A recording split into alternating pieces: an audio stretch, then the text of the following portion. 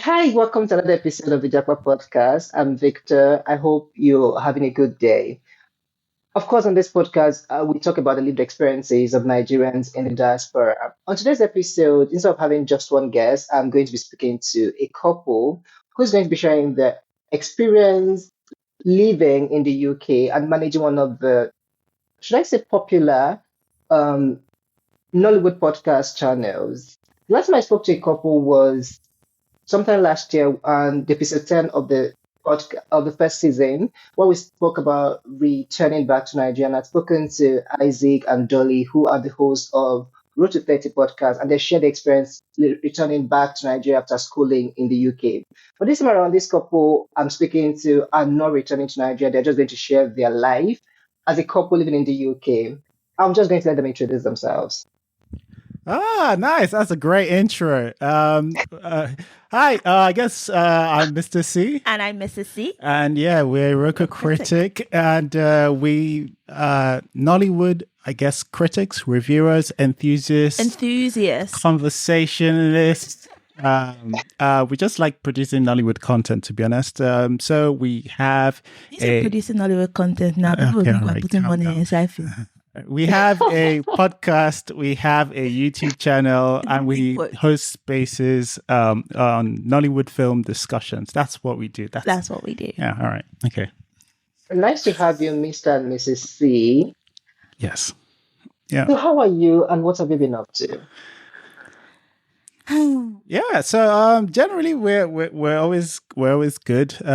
We have been but first of all, this is new for us because usually when we're on podcasts, we're talking about Nollywood entirely, but we are going to be talking about personal lives. We're going to be talking about personal lives, which I enjoy. I don't know. I think Mrs. C has listened to at least one episode. She listened to the Vanessa episode because, of course. But I listen to your podcast. I've liked it for quite a while, and yeah. So I guess that's. I don't know if that's part of why we reached out, but generally, what we just do is just Nollywood related. And it's interesting to do this, something different, I imagine. Is that the answer to how are you and what have you been up to? Yes, that's what I've been up to. I'm not quite sure, but that's... Oh, yeah. What have I been up to? They make Nigerians speak IELTS, to be honest, because English is hard. It's generally, well, okay, so I'm going to educate you, Mrs. C, on what I just did. What I just did was prepare the ground for number one. This is not what we usually do because we might not get another chance to say that. So I've prepped that ground. Number two, I have said we usually do Nollywood stuff, which is not what we're going to be doing. Okay. So yeah, that is what I'm usually up to. I'm usually up to Nollywood stuff, or I guess my 9 to 5. Yes. So I answered the question and I also prepped the ground. What have we been up to? We've been preparing for this weekend's film club. Okay. Oh, recently. It's Nollywood stuff, innit? All right. So how have I been myself? I've been well, I guess. And what have I been up to? What have I been up to? Okay, I'm starting a new podcast. Are you? I don't know why. Yes, I'm starting another podcast. I don't know why. What about? It's going to be about Nollywood. Oh, okay. So this is all right. So this is perfect. This is the perfect guest to have for this. Oh God, this is going to turn into another Nollywood podcast. See, in my head, I was like, we're not going to do that right now. We're not going to talk much about Nollywood. Yeah, but you've mentioned it. Now he wants to. No. We're going to skip it. In my head, I was like, let's not turn this into another Nollywood podcast. This is. I know what this is. It's like accidentally saying walk in front of your dog, and now he wants to go out. All right. So I've been working on that. I've done a few recordings. And by the way, if your first movie you discuss is not Japa, you have missed out on. You've missed out. No. I'm actually not in that film because it's not available here to me in Germany. Oh, interesting. Yes. But I think I'm also happy. Yeah, Based yeah. on the reviews, I think it's okay that I've not seen it. I'm just going to leave it that way. Fair enough. Okay, But We'll yeah, leave it so I've that been way. working on, I'm that's going to leave good. it that way. Yes, I've been working on some episodes for the new podcast. Hopefully, it should be out sometime next week. And then I have also been trying to move houses. Moving houses a lot. Oh, it's getting, to be I'm honest.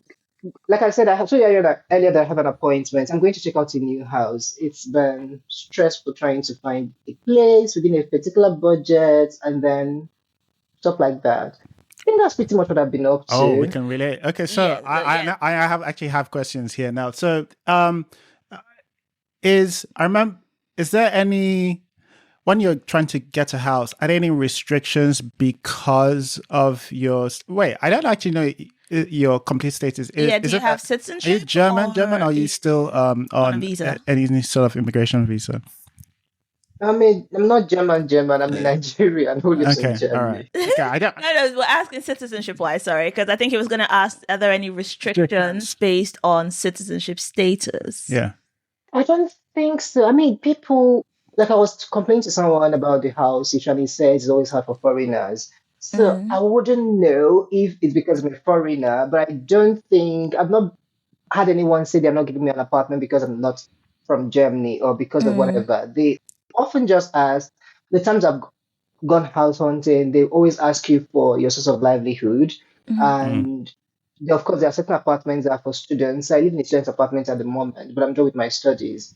So I'm trying to move into a non-student housing. So obviously, they're asking for work contracts and stuff like that. Right. But nobody has said anything about nationality being a problem. It will be different. So, like, Yeah. he's getting into renting, so it shouldn't be I an mean, issue. even for renting in the UK, right? Because they brought in this hostile environment thing some years back. So now they need like proof of right to rent. And I think now you can use a share code. So you get a rental share code and then you get it online from gov.uk and then you share the share Okay, code with you've said a bunch of things even I don't understand. Of course you don't know this. What's You a right? wouldn't know this. So, but like for the audience, because I'm thinking as a podcast host, you know, what's right to rent? So basically, you have limitations, right? If you don't have legal residency, you don't get to rent, right? So you need to prove that you're in the country Okay. legally to rent. It wasn't that way for a while. They brought it in. I think it was Theresa May brought it in some years back. So then you just had to show proof with your visa and all that. And then they're trying to move a lot of the immigration stuff online. So what they ask for now is a share code. So they do that for right to work and for right to rent. So on the gov.uk site, official site, you go in and you put in your residence permit details and they give you a code. And you give that code to the housing agencies, the landlord, whatever, and then they can verify that you have right to rent in the UK. Okay. See. That's interesting. I don't think anybody, I mean, of course, they usually don't ask about that here. There's what they call the Shufa check, which is more like a check. I don't know what that does. I've never had to do it. If you have your contract and if you fill in whatever the forms are, and of course, present your residence permit, I think you should be fine. Right. Okay. So, So let's, okay. sorry, Victor. Do you have to show your visa to the person you're renting to? Because Renting I'm to. asking because that's what I had to do right back then. So like when they ask you, I think before you said this change happened, you still had to show your visa to show that you are a Yeah, they always you're a ask resident. for Yeah. the means of So identification. is there a real difference between I guess this? some people would have still let something slide, right? I No. think it just became a legal thing where Ah, okay. you had to have Okay. right to rent. So it's just in technicality. Technicality, yeah. Yeah, Okay. just to be able to identify whoever and Okay. then to fulfill righteousness, I guess. Okay. All right, so let's get into it. I mean, we've said a few things. Of course, we have already I'm derailed going your to start. podcast. It's fine. I'm going to start with my first question, which is always how your journey to the UK started. Right. So you have obviously you're going to get two very different answers. How different? Very different. Very different. Our journeys are very different. Well, yeah.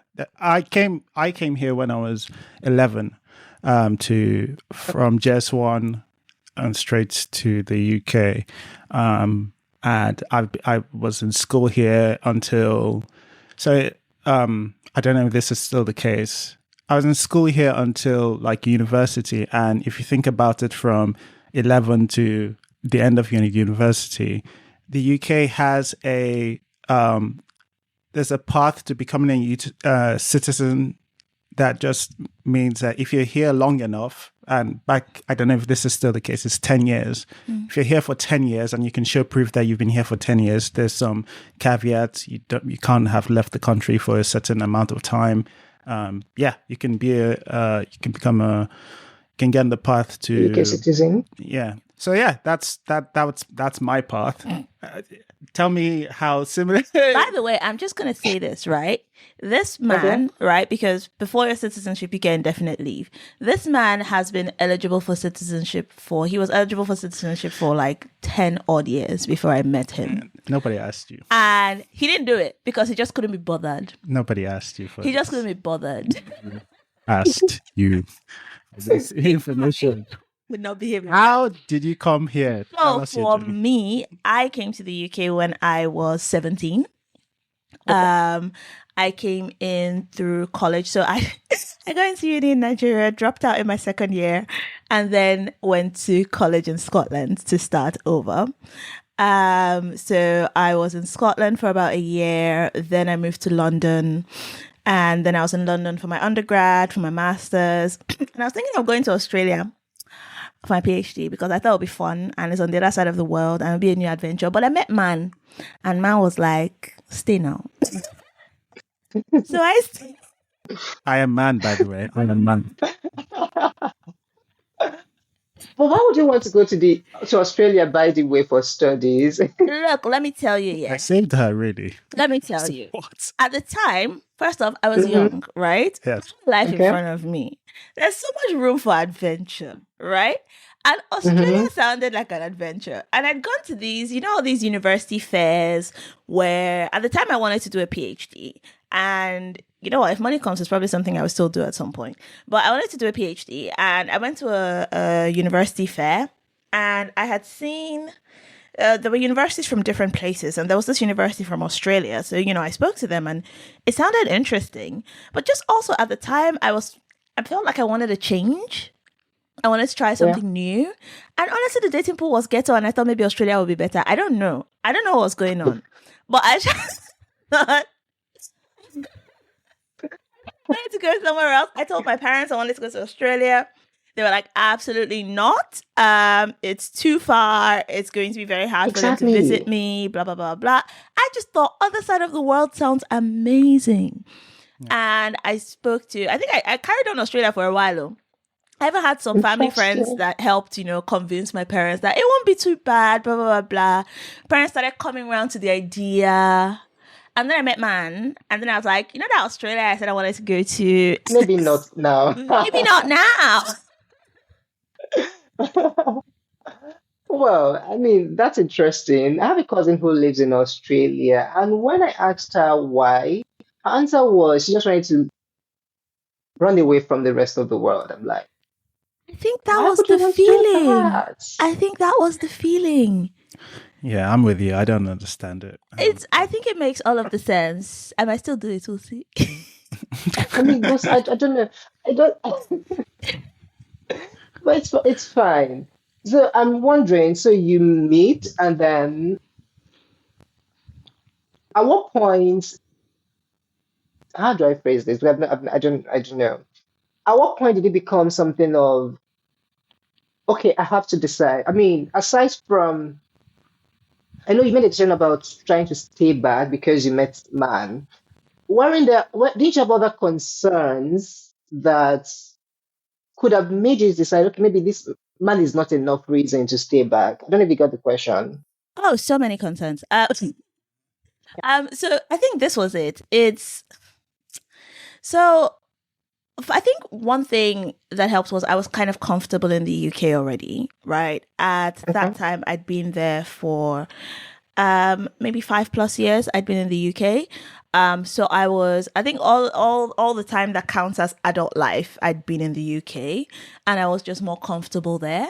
But also, I have family in the UK. So my parents aren't in the UK, but I have two brothers, I have in-laws, I have nieces and nephews. So I have quite a bit of family in the UK. So it was kind of like a Yeah. safe, relatively safe zone to be.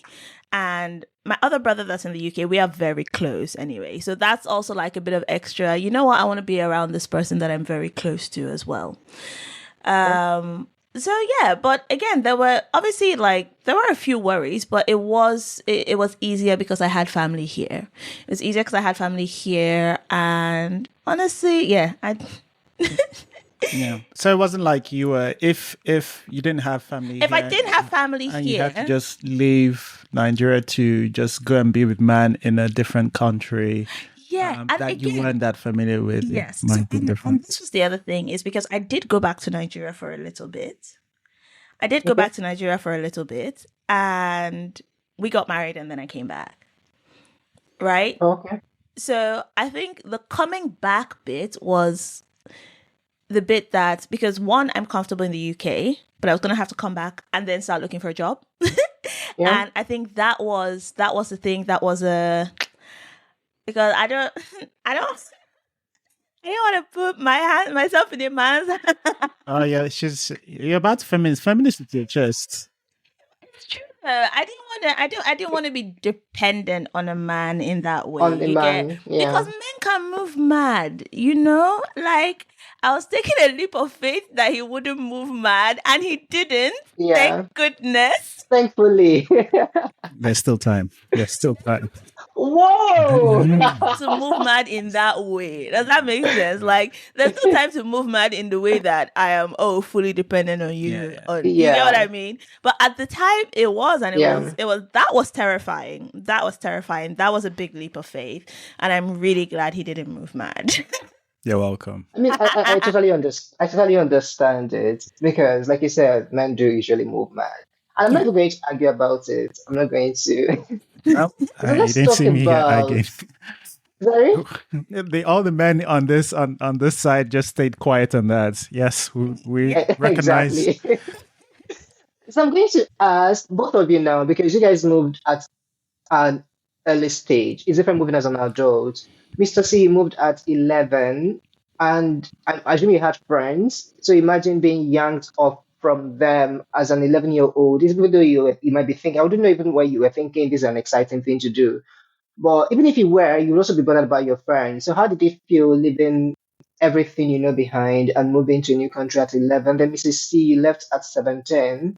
I think at that point you also want to explore, but also I imagine that it's also a different thing because this is a life you have a life that you're accustomed to, and all of a sudden you're leaving it behind. Mine was great. I couldn't wait. I couldn't wait to leave. I think my parents still tell this story of twice actually. One was actually in Nigeria when they were sending me off to boarding school. I was 10, I guess, at that time, and my mom wasn't sure how I was going to be. I was quite a sheltered child. I was one of those children who I wasn't allowed to leave the house because Yeah. Why are of you all doing the that then? dangers that could happen, kidnapped or whatever, blah blah blah. But and I was just one of those good children who did not do any of that because as a result. So when I remember in boarding school when my parents they were like sort of wasting time because they didn't know how to leave me, and I remember and my mom would tell it and then I turned around and said to her, "Hey, when are you guys gonna go?" Whoa. Yes. So that was even more of the attitude I had when I was coming here for two reasons. Almost similar to Mrs. C's wanting to move Plans to to go to Australia. Australia. Yeah. I couldn't wait to get away from this. Oh, you can't leave the house, can't leave anywhere. Now, Yeah. when I came into boarding school here, I couldn't leave the boarding school. But at least there were like, I think there were 400 boys in our school. But it was at least bigger house. Imagine bigger prison. Imagine bigger prison, more people, more fun, And more, you could go off within your with some age of your bracket friends too. over the exactly. weekend as Yes. well. Yeah. Even like yeah. So like just as boarding school was a nice nice change from being in the house. Yeah. Being in a different country in a different boarding school was also a nice change, and I enjoyed all of that. I enjoyed boarding school as I enjoyed as much as both places, both in Nigeria and here. So yeah, I it didn't, and I guess as a result of that, I didn't have that many people I'd call friends. I had a family. There were a lot of people in my, a lot of family members in my house that Yeah. made my stay in my house a lot less painful and just entertaining. So I had family that I missed, but yeah, friends not so much. So yeah. How about you? Yes, you see. Well, for me, so when I moved, at 17, it was really funny because my dad wanted me to go to. So, I mean, I'm going to call locations. So, I had a brother who lived in Aberdeen at the time, and my dad wanted me to go to college there and live in my brother's house. At the time, my brother was married with children. And my brother's like, come, because I spent a few months there to apply to college and all of that stuff. And he's like, do you want freedom? I was like, yes. He's like, Yeah. Okay. tell your father Aberdeen College is no good and Edinburgh is where you want to go. I was like, Okay, now that's the kind of brother everybody needs. I promise you. Legit. honestly, I think also he probably just didn't want someone else like He's just sick of you, to be honest. It seems like go away. sick of you. To be honest, I was a teenager, right? Like I was getting on his Yeah. wife's nerves Exactly. as well, and like As you me and her should. are I'm best sorry. friends. Me and her are best friends, right? Just super close. But goodness me, having a teenager in your home is exhausting. I can Um, imagine. Yeah, and he thought my parents were too clingy. Like he was like, they call you all the time. Do you have any peace? And he's like, they're going to monitor you, right? Go to Edinburgh, give yourself some space. So I was like, all right, cool, I'll do that. So yeah, so I went to college. But by the time I was going to college, I had done a year and a half in a Nigerian university. So I had really close friends from there. I had one on and off again relationship that's eventually off when I properly traveled. And Yeah. but like my girlfriends from when I was in uni in Nigeria, we're still so close. The distance is a bit annoying, to be honest, because we're so close. We chat all the time. We call every day. And every time I'm in Nigeria, we link up. But I still have friends from that time that I really miss. But it was nice to start again. I don't know if did you do any part of university in Nigeria? Yes, I did my bachelor's degree in You did your Nigeria. bachelor's in Nigeria? Yeah. Yeah. 2 years in a Nigerian university nearly drove me mad. Right? It nearly drove me mad. So Was that a public university or was it yes. private? Yeah, it was a public university. Okay. I understand. It nearly drove me mad. I'm sure private would have driven me mad too, in just different ways. So when I Yeah. moved, it was nice to leave that environment because it was really stressing me out. But it was such a culture shock as well. So I had visited the UK, but I hadn't experienced UK education, and it felt so weird. Like I walked into the college campus, and there were like booty shorts and crop tops, and I'm like, oh, Yeah.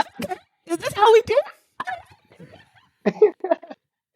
And the teachers were nice and polite, and you could call people by their first names. I was like, what is First going names, yeah. on? But that was very much my speed. I liked it. I mean, I understand. And since you've also brought up the issue of culture shock, let's talk about that. Because, I mean, I came here for my master's and I still remember thinking, okay, this is quite different from what I'm used to. And I think I struggled a bit to adapt to the school system. And my theory, of course, is you don't pass exam because you know book. You pass exam because you know how to pass exam. Mm. So for me, it took a while for me. I wouldn't even say I know how to pass exam. Even though my result might suggest otherwise. But I wouldn't say I Humble really know how brag. to. Wow, what can I say? I wouldn't say I know exactly how to pass exam because it never felt like it. It was like I was just trusting the universe to do me right each time. In Nigeria, I think to an extent, after an exam, I know what's going to give. I don't know if that makes sense. Mm. So let's talk about culture shock. Going into a new school system, now you're in the university, you've been in another university for a year and 2 months, or for about half a year and a half, and you were familiar with something different, and now you are in a new system. How did it feel for you? And of course, for you, Mr. Seat, because you also left from secondary school, I also imagine that it's a bit different from what you were used to. Yeah. Yeah. Let's see. Do you want to go first? Yeah, I think for me, my first year in university in Nigeria, I had a missing script. That- it's just Okay. something that was just unfathomable, right? In, when I moved and when I started in the UK. And that first year missing script, if I didn't have an uncle that worked in the university that actually went from place to place to try and find my script, that would have just been a fail. And there's very Yeah. little, you can do about it. And so I found that I adapted to this new system quite easily. But I also found that it was, so I think something else that helped me was when I was in secondary school, senior secondary, my school did the WIRE curriculum and the GCSE curriculum. Okay. So it felt like working with two opposing styles. For all my WIAC questions, I had to do garbage in, garbage out, right? I had to answer exactly Yeah. how I've been told. And then for all my GCSE stuff, right? Initially, we were failing stuff, right? Because they're like, this is not, don't give me garbage in, garbage out, right? Give me an explanation, use your brain, think about it, make it work. So I think I'd been getting some background on that, but still, it was still kind of different to not. I feel like it demanded more of me, Yeah. but it was able to give me more back. And I didn't have to do things like worry about missing script or worry about wearing a short dress to lecturer's office or anything like that. So that, honestly, I think I definitely thrived better. I thrived Of better. course. Yeah. So on my side, I think there's some similar aspects of being used to. It's funny because I think by the time I left school, I wasn't the greatest student. I was by any stretch of the imagination, but I remember those first few years being. I got 3 awards in my first year, or it was my second year. Like when they used to like give best awards for each subject, I got that, and Yeah. that was joint top for Well, that the was in year Nigeria or in the UK? in the UK. Sorry, by the time I Okay. came to the UK, yeah, that was joint top, which is I was an okay student when I was here. I think I did well in primary school. I was good in primary school, but I went in secondary school and I was like, oh, I'm not a big. It felt like I was a big fish in a small pond In primary school, yeah. in primary school, and Yeah. then I got to secondary school. I was like, oh, this is a very big. This is a river now, Pond, and now you're a and small fish. yeah. I'm not the big fish I was. So I think I was still in that maybe I was in the upper 25 percentile, but not like 1 or 2 when I was in primary school. But then I came when I came to the UK. One of it's weird because by the time I end school in the UK, I'm like bang on about average in terms of school. I would say just as average as you can get for the most part, I think. And but the first year, I said I won 3 best in whatever subject, which was tied for the most any one person got. However, I tell you, I think if I remember what the things were, one was religious studies. So religious studies, let's just say I have good. There are a lot of like clergy people in my house. Let's put it that way. Right. There's a lot of pastors in my house. Right. Okay. So the religious studies does not surprise anyone, and I didn't have to work hard for it.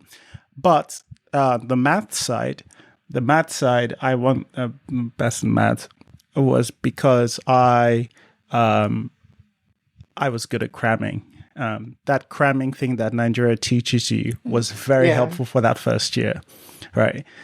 As they stopped teaching cramming and it became more about sort of learning stuff. I actually was still okay at maths, but like I just stopped being special at it. Yeah.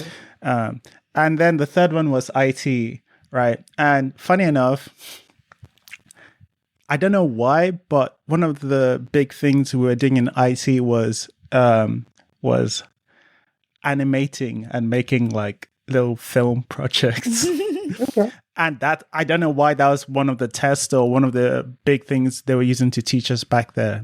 But I also exceeded in that. But I was so fascinated with computers back then. They were not a big thing back in my day. Back in your day. Back in my day. They were just not a big thing. So like, I remember the only time I saw, before coming to the UK, the only time I used to see computers when I got to the chance to go to my dad's office and, like, office big Windows 98 computer or whatever they were using.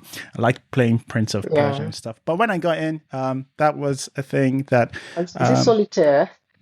Solitaire and There was one this one. Is it a Windswiper or something? Windsweeper. Minesweeper. Oh yeah.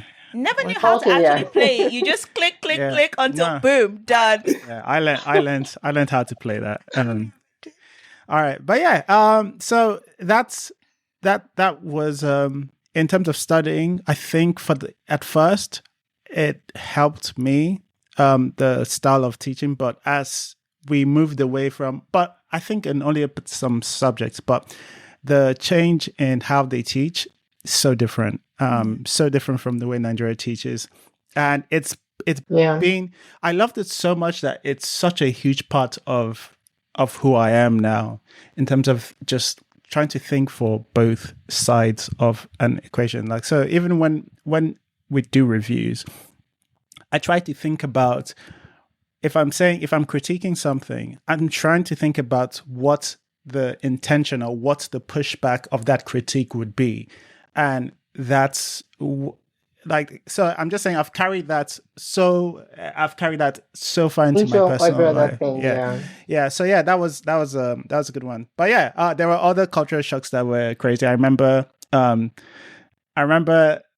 coming here and doing an American accent, thinking it was English. It was like not knowing the difference between America and England. That was super cringe thinking back at it. I remember my friends my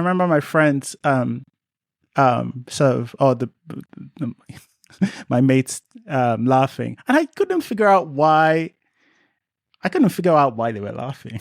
I couldn't figure out what was funny. It took like a few years, and just because I remember exactly how they mocked me, and then I was like, I'm doing an American accent in an English university. All right, okay, I get it. All right, but yeah. So the transition from undergrad to masters, though, because none of us experienced that, right? Undergrad Nigerian system to masters in the UK system. How was that? How was that? Okay, first, of course, in Nigeria, you learn everything. You have to start from definition. What is this? What is that? Types of this, blah, blah, blah. There's hardly enough practicals. And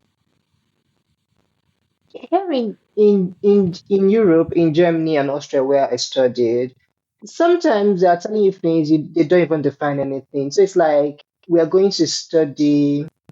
Okay, let's say I did a course on content strategy. The woman says we're going to study metadata. Is it metadata? Yeah. And you think they'll tell you metadata is X, Y, Z, blah, blah, blah. Basically, he's saying, she's saying, have you seen this before? Blah, have you seen that before? That's what metadata is. Now we are going to do this task so you can do this and blah, blah, blah, create some metadata, that kind of thing. So it's like they just come and try to make you see the use of what you're learning first before, and then give you a task to work on. But in Nigeria, they do a lot of theoretical work and then maybe try to give you exercises that might be related to what you're learning.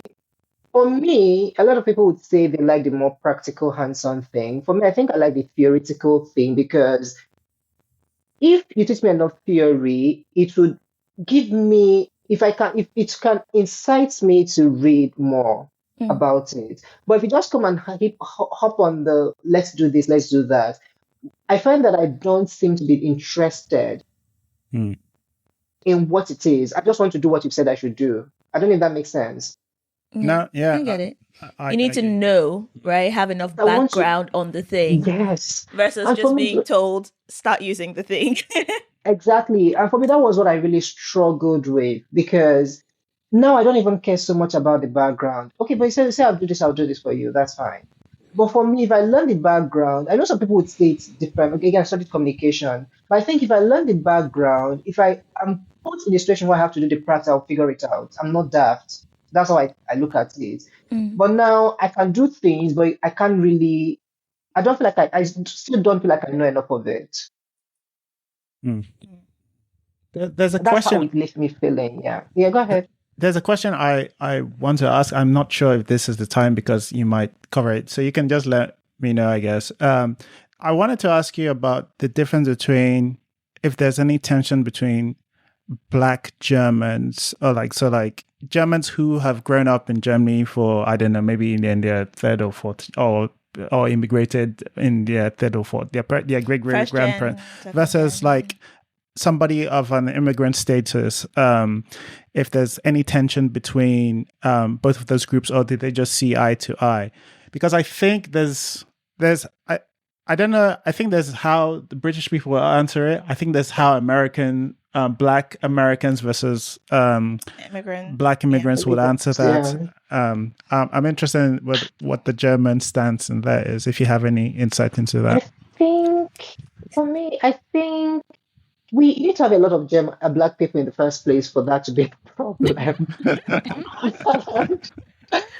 There's one of my friends met someone, works with a Cameroonian who is a German citizen. And then he had a meeting with the person. The person was now saying, we Germans do XYZ. My friend already know this person was originally Cameroon, but she has stayed so long in Germany, she has a citizenship. When she told us all of that, we laugh about it. So much so that for us, that girl is a clown. I'm sorry, it's not like she did anything wrong, but it's just the way she kept on saying. I called my friend, she just kept saying, "We Germans are this, we Germans are that," and my friend was like, "But why are you doing all of that? It's me and you. I'm Nigerian, you're Cameroonian. Why are you you know that kind of thing?" And Mm. we always laugh about it. So I've met a few people. Do I think maybe one of two people who were born here and uh, whose parents or have parents who are Nigerian or Senegalese or basically African. I don't think I've noticed anything different. At least they seem to be nice. And they didn't seem to have any chip on their back, or is it back or shoulder? Whatever this chip is supposed to be. Yeah, they didn't seem to be proud or feel or sound a different way. And for me, I think they even seemed a little more curious about how things are in back home. Like the Senegalese that I met, he was born here. His mother is German. He's never been to Senegal, and he kept on saying how he'd want to visit, but of course, the cost of traveling to Senegal is expensive and all of that. And the Nigerian I also met, who's both his father is Nigerian, the mother is Cameroon, but he was born here, speaks fluent German. He also wants to go back home. I even tried, he told me he was trying to learn Igbo because he doesn't know how to speak, even though he understands. He says a few words in pidgin and stuff like that. The conversation we've had seems to be nice, though I would say that you notice that they are very German in their approach to things. Like when you're talking with, I think Germans, people would say cold, but I think I wouldn't, I mean, cold sounds like you're passing a judgment. I don't think they are being cold because they are trying to hurt. It's just how they are because of their environment or how they were raised. So you see that these people, when you have conversations with them, sometimes they don't sound warm, or they don't give that warmth that an African would give. I don't know if that makes sense. No, Other than 100%. that, I think they're just cool people. Okay. I mean, from my experience, I wouldn't know if other people would agree. But also, I don't think there are a lot of black Germans Mm. that there are just few German, there are few black people here compared to the UK or the United Okay. States. Yeah, that makes sense. Yeah, I guess any place where you have that extra barrier of English, you're gonna have a lot less migrants from the Africas, because again most people in Africa sort of do speak English, and that's except for like German. you get the francophone. There's a francophone. Yeah. And then you can have them invade from. Wow, I sound like a right wing. Not, I said invade. Well, but I think there's also a lot of there are quite a few people from the francophone countries too in Germany. But I also think from my interactions with them, the few I've interacted, I think they tend to learn German faster than those of us that speak English. I don't know why. Interesting. But okay, I think it's also because those of us that speak English can fall back on the fact that you can meet people that speak English. So even the you're not that motivated because you can always find someone who speaks English. But for them, if you don't speak German and you speak just French, there's going to be a problem. So I think they're actually forced to, because there's no other option. That makes sense. Yeah. So do you fall back on speaking English a lot then? I speak English most of the time. Have you learned? I'm learning German, but you promised that you're going to up your German game. This is I'm learning. I'm actually learning. Yeah. Even though I'm taking a break from the classes because again I'm moving houses. I'm actually moving cities, so it's like there's no need to continue. So when I go to the cities, I'll figure it out. Okay. But I'm learning German. Yeah. All right. Okay. Yes. So back to you guys. So now that we've talked about the culture shock, sort of, I think one thing for the both of you, you always talk about Nollywood. You have a podcast. You host Twitter Spaces talking about Nollywood. So what that means is basically, at least that's an indicator of the fact that you seem to be close to your Nigerian root. Basically, I'm going to imagine that maybe you travel. You're one of those that travel at least every year. I'm just assuming. So what I'm saying is, what I'm trying to ask is, how have you managed to keep to your Nigerian roots? What have you done specifically to maintain friendship, to just keep in touch with the Nollywood film industry and stuff like that? So first thing we've done to keep in touch with our Nigerian roots is marry a Nigerian. True. 100%. 100%. I didn't see that coming, but yeah. That's one way. It helps. Also, to keep in touch with Nollywood content, VPN, lots of subscriptions. We have lots of subscriptions, actually. Yes, you do. Prime, Netflix. We used to have Showmax, and they cancelled, and I'm still fighting them for that. Yeah, they've left the Europe continent. Yeah. Yes, it's annoying. It's so sad. And we do, like, even when there's Nollywood in cinema, we'll go to the cinema to watch it. So we saw A Tribe Called Judah in cinema recently, and we're going quite out of our way as well. It's only in London. So it's only in London, yeah. But not just in London. So I can scroll locations in London sometimes. And we went to see Mami Water at the BFI. Which, you know what, that was just a trip well worth it, to be honest. We saw over the bridge or under the bridge, something's in the bridge. Over the bridge, yeah. We saw over the bridge as well. But honestly, the best one we went out of our way for was Blackmail. We went so far out. Don't say that. I don't think I know about that. Yeah, like 2 people know about it. Weird. Yeah, very good, but it was very funny. Yeah, it's not good. I meant even the film. I don't think I know about the film. I said like 2 people know about that film. Yeah, it was. Okay. So it's one of those. Obi Melonye, he's the one who made Badamasi.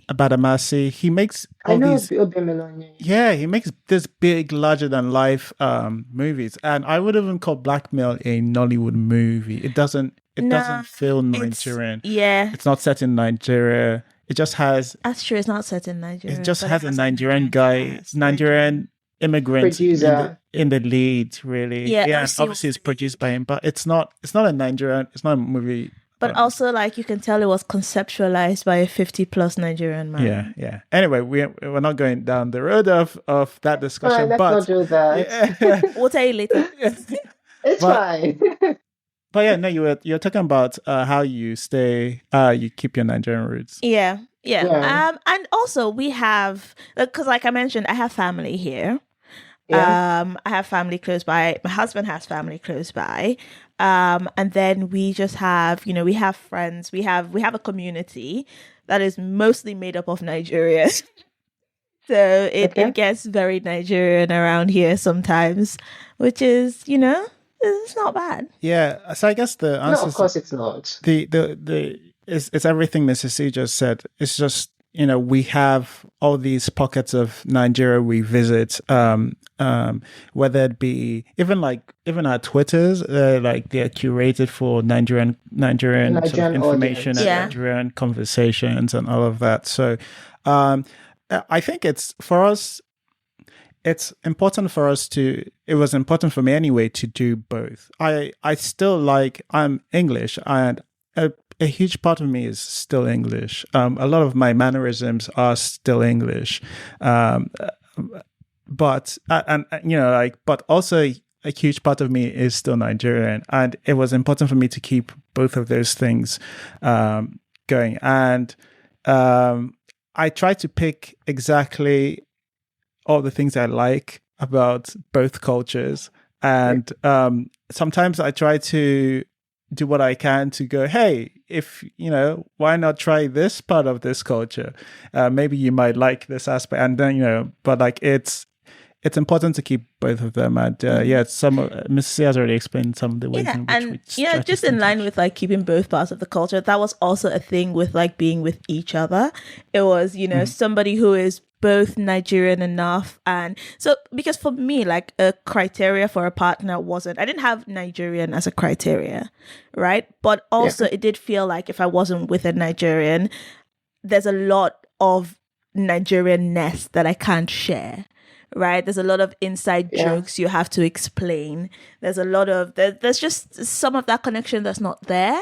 But again, because I think when I was talking earlier, Mrs. C, like, she's about to feminist, and it's because of that, and like just who I am. Mm-hmm.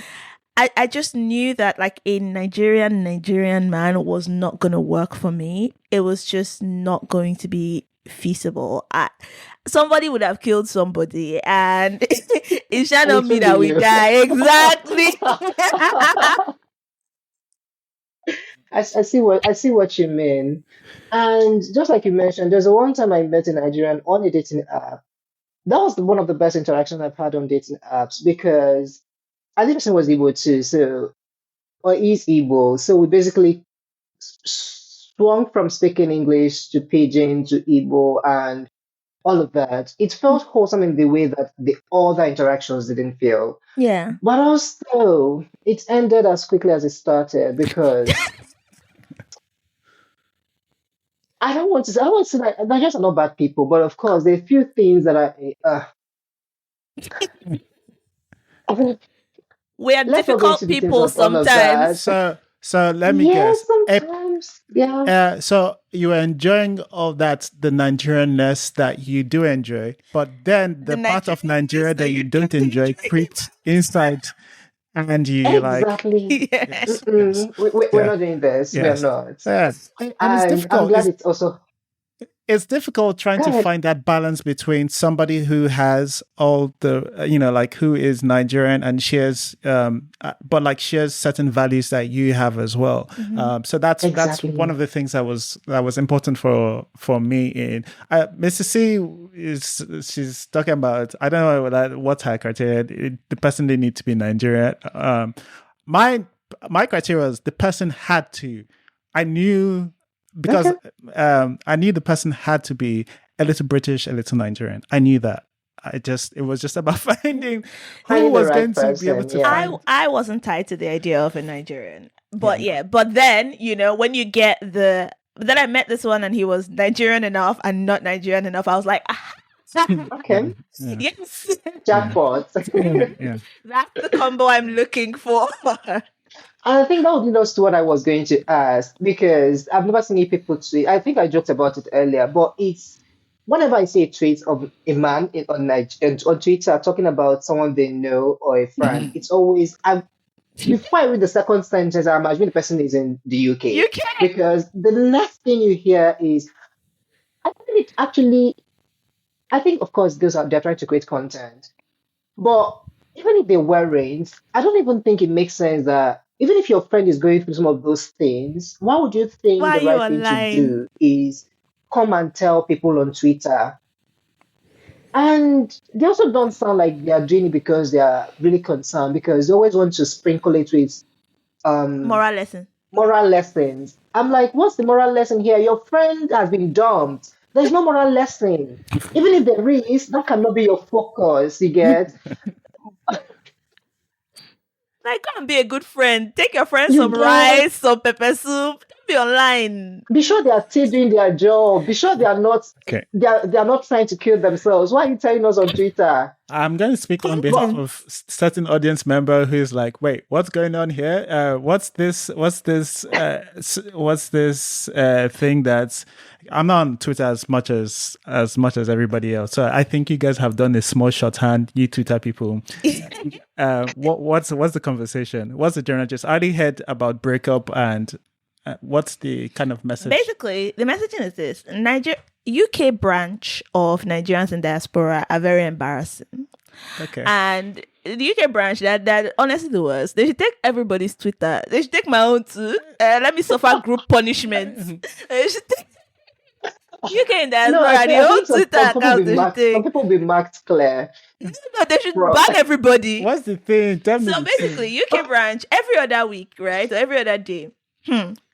Somebody I know came to the UK with his wife. He sponsored her for student route and came as her dependent. All of a sudden, she went and slept with her ex-boyfriend and Right. told Home Office that he's no longer her dependent. And now they have chased him away from the UK. Moral lesson. Be careful with this way. Right. Okay. Oh, you I- see the ones who say something along the lines of this man came, she's no longer cooking for the Eh, husband. The husband challenged her or tried to confront her and then she calls the police. yeah. And now again, moral lesson, be careful of this Careful of woman. this women. I'm like, That's so interesting because when I was in Nigeria, all I used to hear this about women in America, because I guess because like one of the easiest ways to I think in fact not easiest, one of the only ways to citizenship in America is like Is marriage, marriage, right? Whereas in the UK there's a few other routes. there's a few other routes. So it's funny that when I was growing up, all these stories I used to hear, again, I'm still not even like that plugged into all of that Twitter juice, but it was definitely not Twitter to Your be age giving is it. But showing. all these stories I was hearing was America people. I'm speaking up for my UK people. Don't speak up for them. I'm speaking. I don't know what to Speak up for contribute, them. to be honest. you are far too kind. I- Please don't do that. I don't speak about Don't do that. Hey, do But we know yeah, this? I think mean? growing up too, we had a fear of that Yeah. with respect to America. But right now, is the UK people So UK that people have taken over, decided is what you're saying. I think it's see a the few foolery things. is too much. I think it's a few But the things. thing, yeah, what I was going to even ask you guys is because let's not talk so much about that because I find it very annoying and absurd that you think your friend is going through something, you're telling Twitter, and for what?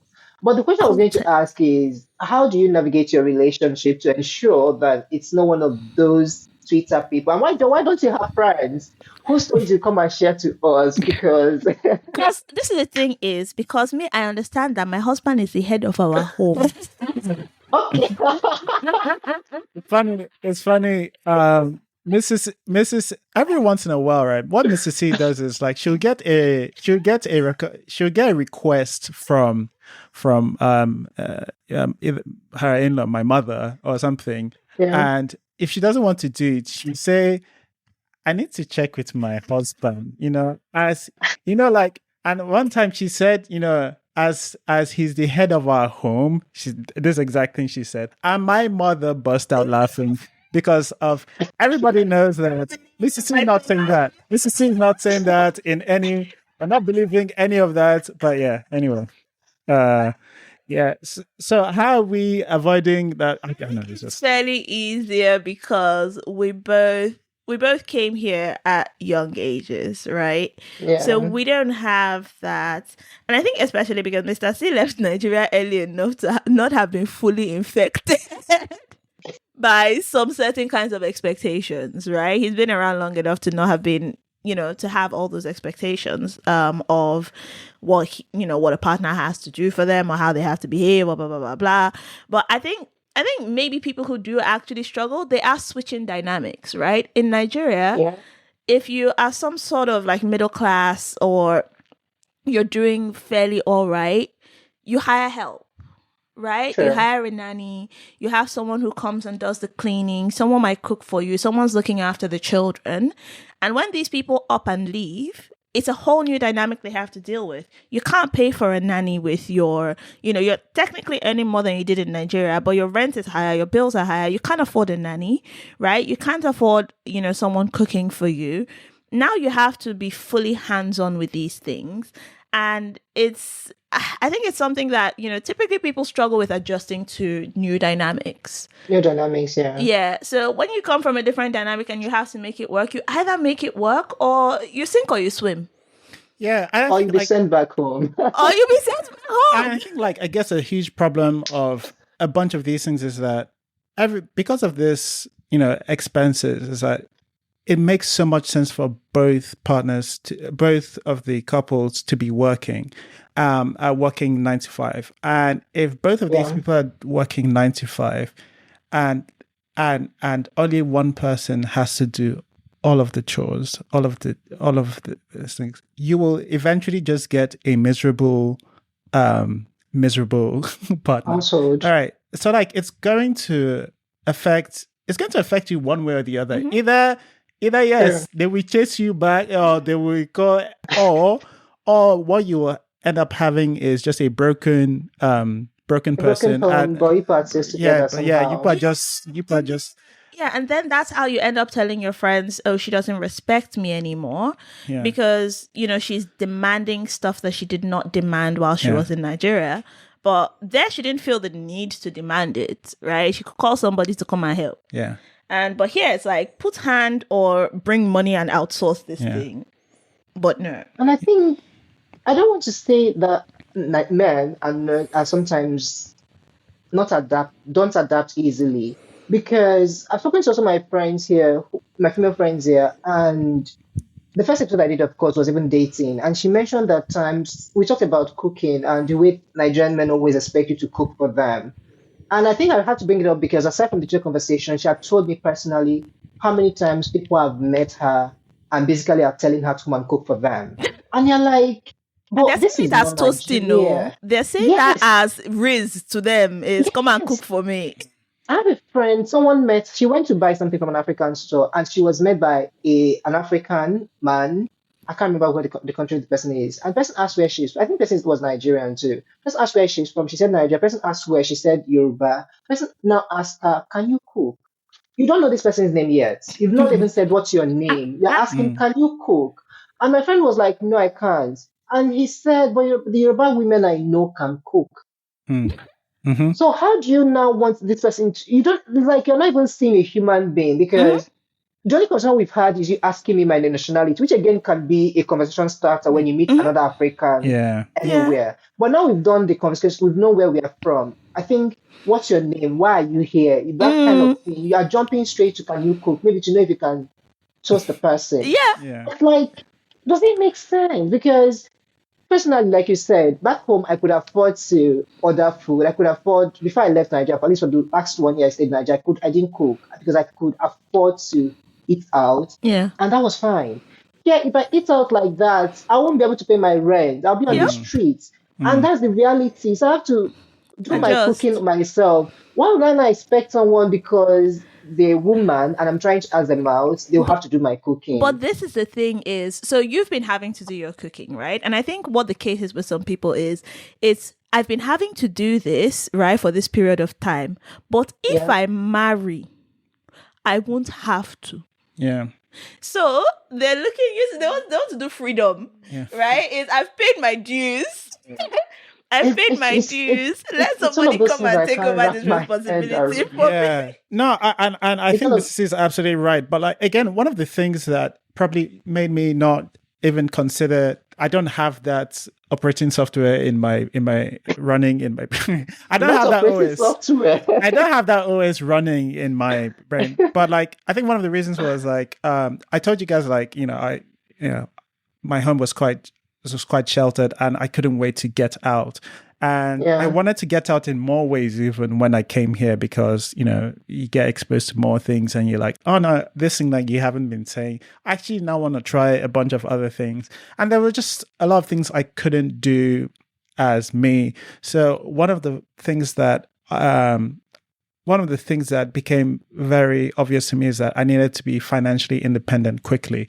Yeah. If not, there wasn't going to be enough. I wasn't going to get that freedom that I wanted. So, but like, there's a lot of independence built into me that I don't think a lot of people have. So part of that was I remember actually Chiamanda was one of the people that remember that there's this her famous speech about like I think even the one that Beyonce sampled even. The one before this, is it the one of single story? No, I think was it before? It's not that we should all be feminist speak. Yeah, I think so. We should all be feminists, yes. I think so. Yes. There's the thing about like, why would you put sustenance, something that is dependent on something that why would you put that in the hands of somebody else? Right. Yeah. And again, I wasn't thinking about it as being a feminist or anything, but as somebody who was thinking about being independent, that was something that appealed to me. It's like, that's a very good point. I shouldn't put anything. I don't know that I was thinking about somebody else cooking for me. It's possible. It's very possible. But like, when I remember hearing that, I was like, that's a very good point. I'm going to have to adapt to that because I certainly remember parts of my time when I was growing up where my mom would be like, clean this thing like this. And I'd be like, hey, someone's going to do it. And it was like, what if your wife doesn't want to do it? I was like, yeah, we'll get a maid. And I was like, even when you get a maid, you still need to show the person how to do the thing. I was like, whatever person does. I know I know at some point I was trolling my mom to some degree as well. That's the thing I do with my mom. Sometimes I just He's a terrible child. I just push back for pushback. There's nothing there. Yeah. But stresses that poor But woman. I know I'm sure there's parts of me who thought someone else will always be able to do it. Yeah. For somebody else to do it. But I remember as somebody also who was trying to be properly independent, I just want to be able to do what I want to do. I don't want anybody to bother me. I don't want to bother anybody. Bother anyone else. Yeah. So And I if think I that want makes that, sense. I have to be able to cook for I have to be able to cook for myself. And I learned how to cook foods that I like to eat. Right. So and then you learn how to cook foods that I like to eat. Yeah, that's important, right? Like, oh, I like this thing. How do I cook it? That's exactly. He's very much like that. I like this thing. How do I cook it? How do I make it? Or she likes this thing. How do I cook it? So like, I love yam. I'm obsessed with it. I refuse to cut it. I refuse to cook it. Now I will go to the market. I will buy it, right, and I will hand it over to him. As it should be. As it should be. Now, obviously, because I think, and so with the food thing, it's kind of funny because we do jurisdictions for food, right? There's some meals that are his jurisdiction and he's like, stay out, because the last time I tried to cook egg sauce, it not go well, and he's like, don't try this again, please. So, but ask him to cook jollof rice now, big F. So I have the meals that I can cook and he has the ones he can cook. And that's just what we do. Do we fancy this? All right, the person that knows how to make it is making it. The person that knows how to make this is making it. But yeah, it's just, it's it. There's just no expectation. It's like my mom was around and she's like, "Has your husband eaten?" I'm like, "Have you asked if your daughter has eaten?" Like, leave that man. Yeah. You see me put one thing in my mouth. You're asking if my husband has eaten. Leave him alone. He's fine. Like, I know a lot of people that can't travel without, like, cooking for the period they're off. Yes. But it's like, I don't have that problem. Like, I up and I leave because he's fine. He's an adult. Yeah, it's funny because the way I think of things is like it's asymmetrical in the way that I don't ever expect anything. I don't expect her to do anything for me. I do not. I don't. It's weird in some ways, but I do believe I'm supposed to do some things for her, but I can only run this long term because I know she loves me and she wouldn't take advantage of this asymmetry. Because the way she probably thinks of it is that she does believe there are things she believes she needs to do for me. Yeah. And I don't know what the other version is of her. But if again it's about that really being independent thing. Like if she decides to go somewhere for a month, I'm going to be fine. I'm going to be fine. I might not eat. I might not eat as much because I'm just that guy. I was like, all right, sometimes I can forget about food. Sometimes it's not that important to me.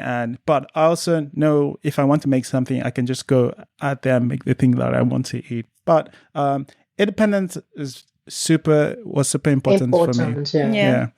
And I think okay. I was saying it's like he said, like with the thing of he knows I won't take advantage. Is I also operate knowing that he's not going to take advantage, and like I know before we got married, his mom was having a chat with me, and she's asking just asking questions about what my expectations are, right, with us getting married and stuff like that. And I remember saying, look, I take care of him, he takes care of me, and nobody's left behind. Right. And that's just kind of how it operates is I'm trying to take care of him, knowing that he's trying to take care of me. So we're good. No one's neglected, abandoned. I mean, like not a child left behind. Anyway, if she doesn't do it anyway, we deport her. I call my people. Get out of here. I mean, it's always the man that gets deported, so that may not work for you. We'll see. Fortunately, he's British. Legally. I call my people. But I think I like the fact that you shared the perspective about trying to be independent and also while still trying to work together as a team. And it's important because sometimes when these conversations happen, it almost seems like it's happening in a vacuum and the people having them do not live real life experiences. But again, like you said, indoctrination is not easy. People you've been trained that you're expected to come back from work at 7 p.m. and someone serves your meal, and all of a sudden you live in a world where it's not impossible anymore. I understand why anybody would be shocked at it, but what I don't understand is why you're not trying to adapt. But now that we've talked about that, let's quickly round up because we've spent quite a lot of time here. Let's talk a little bit about Iroko Critic. How did that come about? What was the idea behind it? And what are you trying to achieve with Iroko Critic as a whole? Sorry, I'm just going to say, is this man that dragged me into Nollywood? Yeah. Okay. All right. So before then, don't you worry? Because, before you continue, I remember there's a tweet. I think he said that is it like he selected some films for you for a date or something like that? I don't know if yeah. So basically what he did, this was part of him toasting me and it was very sweet. He made me like a watch list. Have game. You had game. Like if we put you outside in the streets now, we're no hope. But yeah, he made me this watch list because the thing is, he's very into movies and he has dragged me into that. So now I'm into movies, not as much as him, but like it's very different now. Like, but he's so into movies and he was so excited to show me, a lot of movies, and he calls himself the algorithm because if he gets to know anyone for a while, he starts knowing what they're going to like and starts being able to select for them. He's, I'm his, most accurate. He's his most accurate algorithm for me, but he's still learning with some other people. Can we pause? Because I need someone to help me start selecting films. I've been fatigued. It's like you go to Netflix, there's everything on it. You go to Yeah. Disney Plus, a lot of things, Yeah. Amazon. And I'm like, what do I even watch? Right. And half the time I select, I'm like, I'm underwhelmed. I'm actually watching The Golden Girls because, see, I'm tired. Let me Interesting. just stick to what I know that I'm going to Yeah. enjoy Yeah. and try something new. But carry on, please. I need someone to please, Mr. Stay, come to my It's the aid. algorithm. Get to work. But But yeah, he curated this list for me, right, of movies, and it would be like the movie title, a short description, and just kind of why he thinks I would like it. And then there was like a star system, 1 star, 2 stars, 3 stars, and like the star is, needs more attention, or can watch with little attention, or blah blah blah. It was like just this full on list descriptions, why I would like it, why he likes it, kind of thing. It was so sweet, so sweet. Is it that sweet again? Maybe, who knows? But yeah, but yeah. So he really brought me into movies, and I don't know, man. Maiji was just also just wanted to watch. I think at the time when we went back to like talking about Nollywood, because he tried, doing some Nollywood content like much earlier before we met, but again, Nollywood was not really doing a lot before, right? They were doing Yeah. the parts 1 to 6, right? The prophecy, return of the prophecy, end of the prophecy kind of thing. And I think, was it Lionheart that came out? Was our first review Oh, Lionheart? goodness. One of my favorite films. It was our first review. Goodness. Lionheart came out. It's like, oh my God, like Nollywood has come to Netflix. Mm-hmm. It suddenly became more accessible, right, to us not in the UK, not in Nigeria. And so it was, Right. yeah, and then he pulled me in. That's me anyway. Okay. Well, I'll tell you how Iroko Critic started. Go on. That's cute. No, you're not actually far off. But I guess even with the name would give you an insight to what the intention was. So like the Nigerian movies we had available and what was popping that year were things Iroko on TV. the Iroko TV channel. And that was what was available to us globally. What was that thought? Now I feel proud of myself because when I saw Iroko Critic, the first thing I thought was this is actually someone that tries to critique Iroko TV films. Yes. We I didn't have have some any reviews on context. those. We Yes. have some Iroko TV movie Nice. reviews. Yes. So that was the general aim. It was like, so little did we know, and there were times early on in our name where we wanted to change it to Nolly Critic, but we stuck with Iroko Critic. There are a few reasons why. Okay. And I'll let you know. I think one is Somebody took the name. no, well, yeah, somebody took the Nolly Critic name. By the time in the middle of whilst we were, should we not? Somebody actually took the name, but also I like having that pink background. This is letting in some behind the scenes exclusive. I like that pink background because we are able to do some quite harsh critiques. It's difficult to get mad at a pink background while somebody's still making jokes. It's difficult to take it too seriously and get too offended. And honestly, it shows the difference between how our video channels, our content on our YouTube channel is received versus our content on our spaces are received are wildly different. But Iroko Critic started from I felt like my voice or my perspective was missing from that space. And I used to, I think it was, I forgot her name now. I want to say Adebayo, but that might be her last name. I think that's her last name. I can't remember. It was Delphinator, and she's pivoted into just content creation now.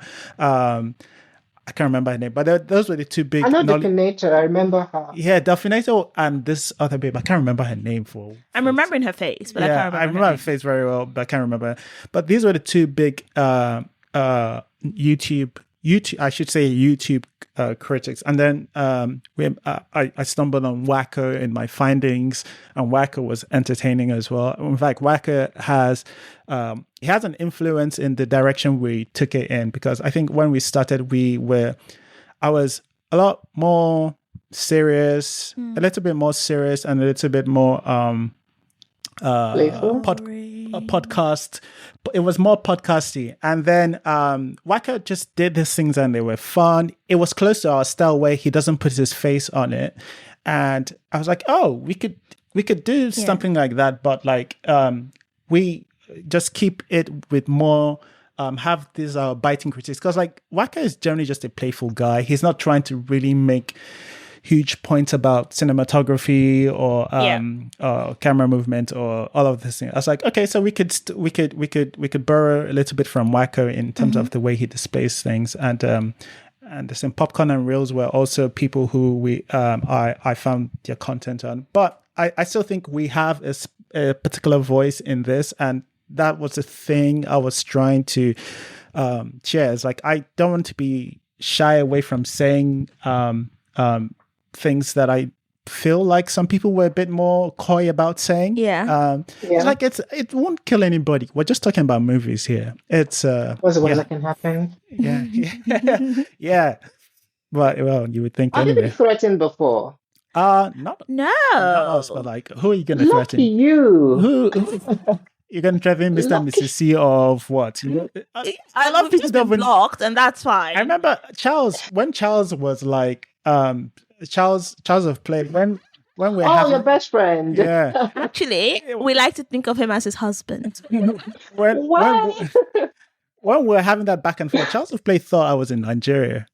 So like, some people don't even know. Because like we don't obviously send, for people who talk about Nollywood movies, is the safe assumption. Sometimes we get screen invites to come watch a movie. Some people just think we're in Nigeria and we're in Lagos or we're available, and it's like, hey, sorry, we're not in the country. I mean, if you have tickets, we could be. Well, but do you have a team? I mean, aside both of you, do you have another person working on the Iroko Critic team? This is the team. Or maybe there's someone who is in Nigeria. Donatus. Donatus, I remember Donatus. Donatus, our editor. What's Donatus? Donatus is... Donatus left. Donatus was underpaid. Donatus wasn't feeling the love. Overworked and underpaid. But he's coming back again some Yeah, don't worry, he'll come back. Slightly increasing his salary. Donatus, Trap him in the basement is what we're gonna do. Donatus will kidnap his first All right, I mean, this has been a very insightful episode, and it's been a funny episode too. But I think we'll round off. So I'm going to ask the last question. If you are if someone is coming to the UK rather, and you have to give them one advice or two, but especially if they're a couple, what are you going to say to them to make sure nobody gets deported, obviously? Have some sense. That first piece of advice is have some sense and think of each other as human beings. Is that so? I guess it would depend on how they were coming, right? So I guess one of the things, like, both of you are almost certainly going to have to work, and both of you are almost certainly going to have to take care of the house. Yeah, and you guys need to work on. You guys need to come in knowing that that's going to happen, and if that's not what you want to do, you have to discuss that and be very understanding of. If we want to change the needle in terms of, imagine if you agree or it's going to be 50-50, if it becomes 60-40, you guys have to know what's going to happen when that happens. Or like, you have to be understanding in negotiating any changes to that. So I would say, bear in mind that this isn't Nigeria. When you come to the UK, it's not Nigeria. So a lot of things are different. And that's why I'm recommending that both of you almost certainly are going to have to work, and both of you are going to have to take care of the home, unlike it is in Nigeria. Honestly, for me, it's just guiding principle, because I'm a tired person, right? Like, part of my personality is tired. I'm tired a lot, almost all the time. Maybe I have low iron, who knows? But it's just, to me, I just feel like if you just think of yourself, right? I can't be having expectations of this person that I don't really have of myself, right? Look at each other as human beings. Yeah, understand that, everyone has their own needs, their own limitations, and everybody's tired. So be kind, show some grace, and understand that you're both tired. If more people understand that we're both tired, There will be fewer deportations. Life will be a better place. And Twitter people wouldn't have content to make. I mean, UK Twitter people. You think that people will make it up if they have to? I'm sure they already do. Well, of course they already do, so they'll be fine too. All My right. people. Thank you once again for coming to this podcast. I wish we could actually talk forever, but I think time has been fast spent. Thanks for I having I really us. appreciate you for your time. Yes. No, thanks for having us, this Victor. was I fun. appreciate it. Thanks for this. I think generally, I think your podcast is a good podcast to listen to. It's not obviously just for the UK because there's so many people coming from so Yeah. many different who have gone to different countries, and like Yeah.